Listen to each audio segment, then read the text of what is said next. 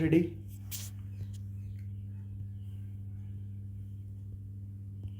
Start.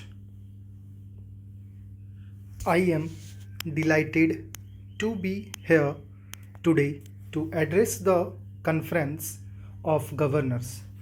This is indeed a unique opportunity for me as I am of the firm opinion that the office of the governor has been vested with great responsibility by our constitution, and I have the chance today to leave behind some thoughts with you about the evolving nature of the role and functions of this august house. There perhaps no other constitutional office that enjoys the autonomy and carries the attendant responsibility as does that of the governor. In these unstable times we are living in, people have great expectations from this office. This places an enormous burden on your shoulders. It also gives you the opportunity to do good. The role of the governor has varied over time and space and has come under close public scrutiny.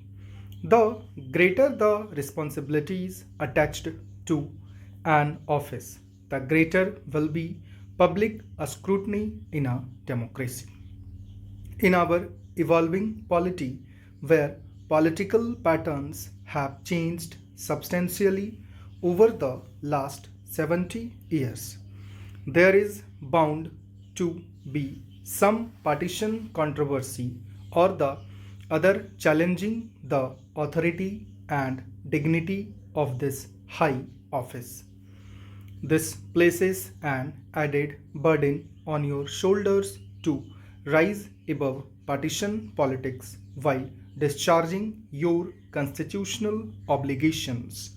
In doing so, you are the sole judges of what is right and wrong, of what is mandated to you as per the Constitution and what is not, what is in larger national interest and what is not, and what do people perceive your actions to be.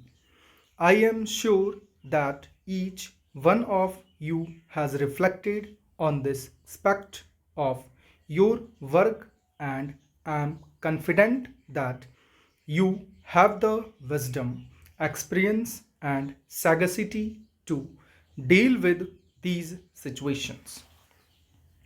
Today, India is at height in its development trajectory. After years of the so called Hindu rate of growth, we have broken fresh ground and have been able to deliver growth in the range of 5%, 6%. We are now at a point in time where we can deliver growth at a rate of 7%, 8%. At this point in time, owing to the developments over the last 2 decades, there are no external constraints to the growth of our country. It is very much in the realm of possibility for this country to become a prosperous nation, rid of the perennial blot of poverty. In such circumstances, if there are any constraints, these are purely internal. Our success in living up to our potential or not depends on our competence or on our inaptitude. No external force can be blamed if we do not rise up to global expectations.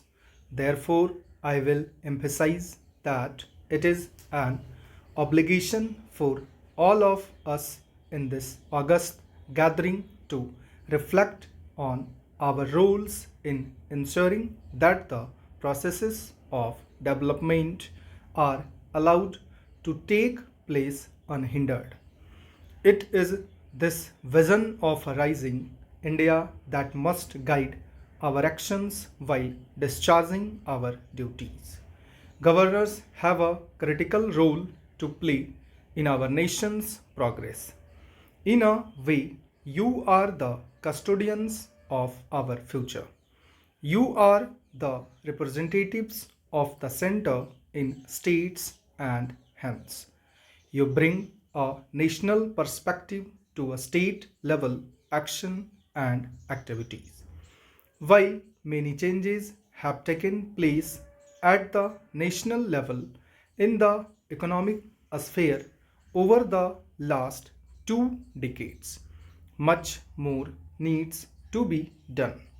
There is a need to make our growth processes more inclusive to ensure that marginalized and weaker sections benefit from economic growth and to ensure that social infrastructure, particularly in health and education, is improved.